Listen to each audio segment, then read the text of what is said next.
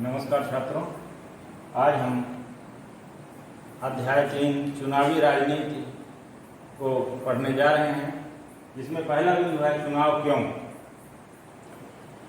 हम आज चुनाव क्यों में पुस्तक में हरियाणा के विधानसभा चुनाव के बारे में कहा गया है। हरियाणा के विधानसभा के ने चुनाव में श्री देवीलाल हरियाणा के संघर्ष समिति के जो प्रमुख थे, उस रात में करनाल में भाषण देने आने वाले थे। यह कहानी दी गई है हरियाणा विधानसभा चुनाव की। 76 वर्ष के इस नेता को आजकल जरा भी फुर्सत नहीं है।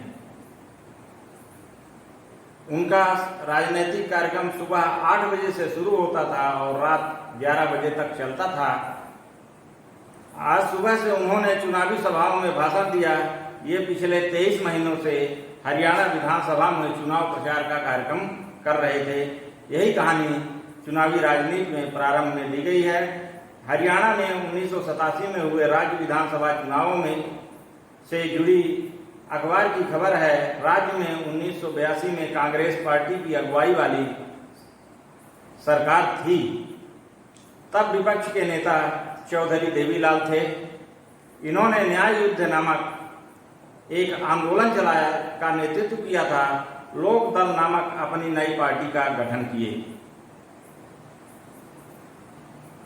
देवीलाल ने कहा, अगर उनकी पार्टी चुनाव जीतती है तो किसानों और छोटे व्यापारियों के कर्ज माफ कर देगी। जो कर्ज बैंक से लिए हुए थे किसान और छोटे व्यापारी, देवीलाल ने चुनावी घोषणा चुनाव समय में यह की कि हम आपके कर्ज माफ कर देंगे। चुनाव हुआ। देवीलाल की सरकार के देवीलाल के दल के व्यक्तियों को अधिक वोट मिला और वह चुनाव जीत गए। चुनाव जीतने के बाद वह देवीलाल अपने वायदे की तरफ आकर्षित हुए और उन्होंने इन दोनों वादों को पूरा कर दिया और विधानसभा चुनाव में देवीलाल को 90 में से 76 सीटों पर जीत मिली। लोक दल अकेली, इनकी पार्टी जो लोक दल थी वो अकेले 60 सीटें जीत कर आई और उनके साथ और जो सहयोगी दल थे वो 16 सीट पर जीत कर आए। शेष अब उस समय 90 सीटों में 5 सीटें कांग्रेस के हाथ लगी और अन्य सीटों पर निर्दलीय और अन्य दल के उम्मीदवार जीते। देवीलाल नवनिर्वाचित विधायकों ने देवीलाल को विधायक दल का नेता चुन लिया और वो नवनिर्वाचित मुख्यमंत्री के रूप में अपना कामकाज संभालने लगे। चुनावी नतीजों के 3 दिन बाद ही उन्होंने छोटे व्यापारियों, किसानों, खेतिहर मजदूर, इन सब का बकाया ऋण माफ कर दिया।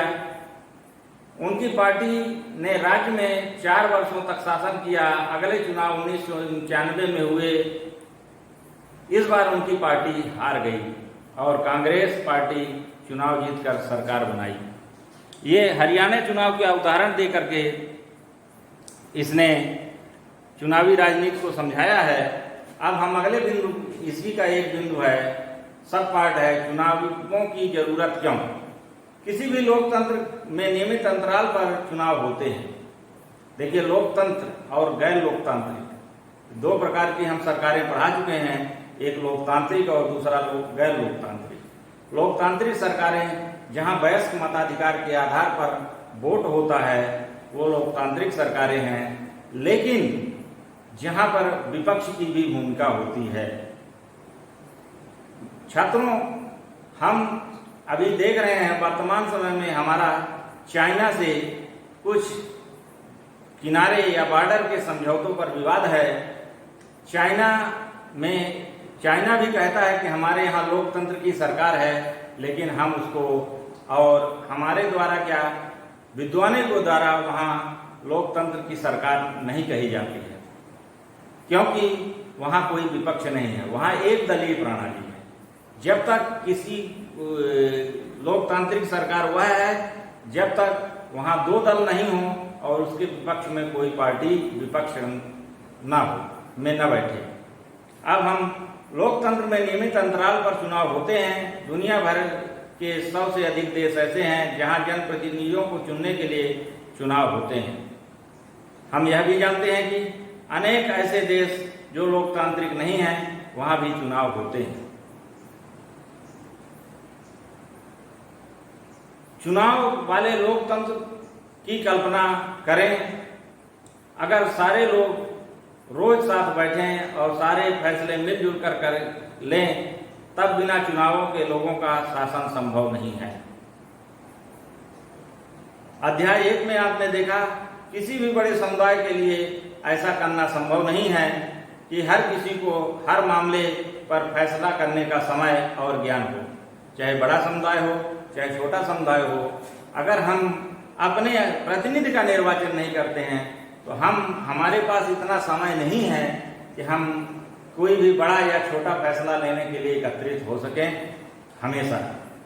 अब चूंकि एकत्रित कहाँ होना है, देश भर के लिए अगर लोगों के लिए कानून बनाना है तो देश भर के लोगों को एकत्रित करना पड़ेगा। इसलिए हम यह बिना अपने प्रतिनिधियों के माध्यम से यह कार्य नहीं कर सकते। चुनाव के बिना लोकतांत्रिक ढंग से प्रतिनिधियों का चुनाव किया जा सकता है। आइए एक ऐसी जगह के बारे में कल्पना करें जहां प्रतिनिधियों का चुनाव उम्र और अनुभव के आधार पर किया जाता है, या ऐसी जगह की कल्पना करें जहां प्रतिनिधियों का चुनाव शिक्षा या ज्ञान के आधार पर होता है। किसे ज्यादा अनुभव या ज्ञान है, यह तय करने में थोड़ी सी परेशानी आ सकती है। हर व्यक्ति हर क्षेत्र में ज्ञानी नहीं हो सकता है, उसको किसी एक पर्टिकुलर क्षेत्र का, विशेष क्षेत्र का ज्ञान होता है। इसलिए उसके ज्ञान के आधार पर उसको चुनाव में विजेता नहीं घोषित किया जा सकता उसकी योग्यता के आधार पर। यह मान लें कि लोग मिलजुल कर इन परेशानियों को दूर कर लेंगे, स्पष्ट है कि फिर ऐसी जगह पर चुनाव की जरूरत नहीं रह पाएगी। लेकिन क्या फिर हम इस व्यवस्था को लोकतंत्र कह सकते हैं?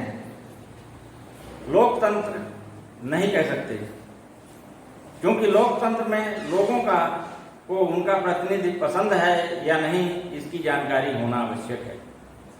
हम इसके लिए वयस्क मताधिकार के आधार पर उसको चुनते हैं और 2 लोगों के बीच में से एक आदमी को चुन करके हम उसको भेजते हैं, जो हमारे लिए और हमारे अन्य लोगों के लिए भी हर प्रकार के कानून बनाता है, हमारी भलाई के लिए कानून बनाता है, देश की भलाई के लिए कानून बनाता है। इसलिए लोकतंत्र की सरकारें आवश्यक हैं। चुनाव में मतदाता कई तरह के चुनाव करते हैं।